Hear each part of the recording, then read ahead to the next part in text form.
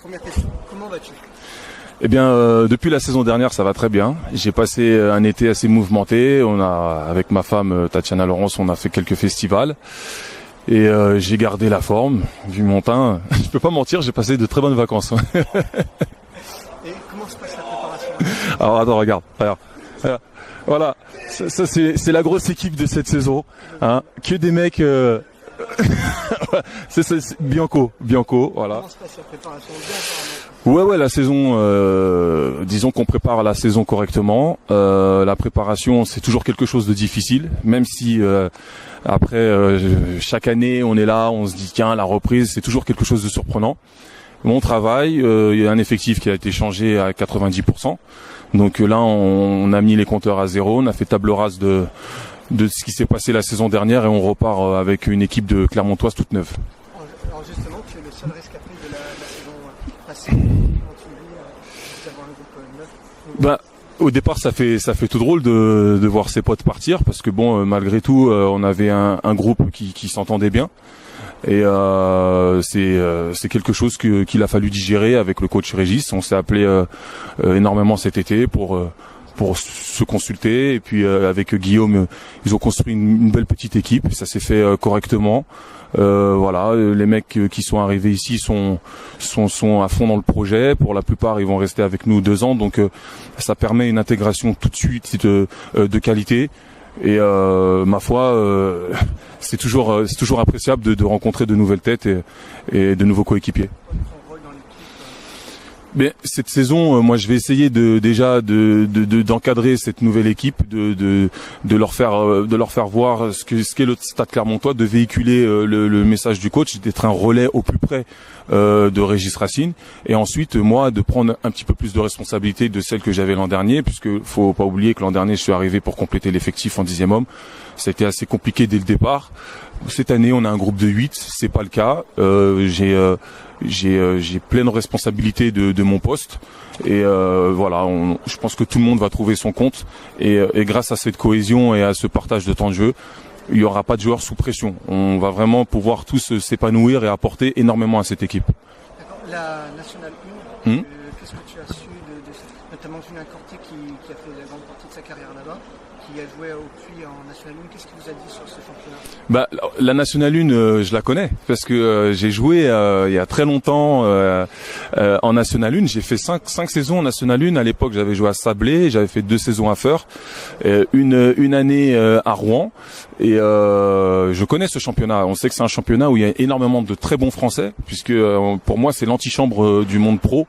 C'est-à-dire que tous les joueurs français qui n'ont pas la chance de pouvoir intégrer un groupe de Pro B ou un groupe de Pro A se retrouvent en National 1 pour la plupart.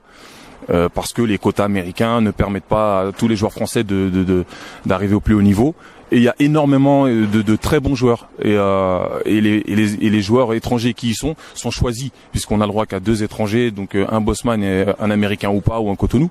Donc c'est un championnat qui est traître puisque comme on n'a pas le droit aux pigistes, on est souvent confronté à la blessure et il est très rare qu'on puisse remplacer des joueurs comme ça pendant la saison, un peu comme en Pro B où on peut prendre des pigistes pour 6 semaines. En N1, c'est pas le cas, donc il y a ce facteur X qu'il faut prendre en considération et c'est un championnat qui va vite, qui va haut et qui révèle parfois beaucoup de surprises parce qu'il y a aussi l'INSEP qui cette équipe joue sans pression, donc parfois peut créer la surprise là où on l'attend pas. Donc c'est un peu cette pression, on se dit il faut surtout pas perdre contre l'INSEP et parfois à se mettre trop de pression contre cette équipe, eh ben on déjoue. Donc apprendre avec toutes les mesures qu'il faut.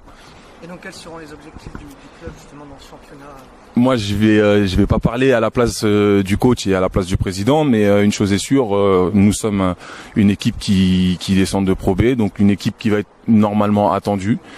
On n'a pas trop envie de communiquer, on a envie de travailler dans notre coin et surtout se concentrer sur nous plutôt que de se concentrer sur l'adversaire, même si à un moment donné, bien sûr, on fera le travail nécessaire. Mais je pense qu'avant tout, il faut regarder ce que nous, on sait faire et être travailleur et assez sérieux dans notre préparation. Et à partir de là, je pense que on peut arriver dès le 1er octobre serein, sachant qu'on rencontre directement le voisin, donc ça va être un match assez particulier. Et comme je disais aux coéquipiers, on va savoir tout de suite qui nous sommes, puisque c'est un derby. Et pendant les derbys, ça reste toujours un match particulier, quel que soit le niveau. Et plus personnellement, quels sont tes objectifs? Moi, mon objectif est le même. J'ai re-signé à Clermont-Ferrand pour 2 saisons. Je suis arrivé la saison dernière en Pro B. Il me tient à cœur de au moins finir mon contrat ici avec le club en Pro B. J'aimerais que ce soit cette saison. Si c'est pas cette saison, ce sera celle d'après. Et ensuite, on verra pour la suite de ma carrière. Mais personnellement, j'ai envie que ce club retrouve le plus vite possible le haut niveau. Et sinon, tu as un petit mot pour les supporters? Mais j'ai toujours le même mot. J'ai toujours cette rage, cette envie d'aller plus loin. Je pense que maintenant, ils ont appris à me connaître. Et la saison dernière, ils se sont dit tiens, il y a Xavier Delarue qui vient. Quel va être son comportement? Mais voilà, je vous mens pas. L'entraînement vient de se terminer. Le maillot est mouillé. Après chaque match, il sera mouillé aussi. Il y a aucun problème. Et puis je leur donne rendez-vous le 1er parce que j'aimerais bien que avec les dirigeants, on puisse faire quelque chose de pas mal pour ce premier match qui reste un match qui va rentrer dans l'histoire. Donc venez très nombreux pour ce premier match et pourquoi pas nous rencontrer pendant les matchs amicaux. Cette année, on a vraiment envie d'être près du public, partager avec eux et leur faire découvrir les nouvelles valeurs du Stade Clermontois. Merci. Merci.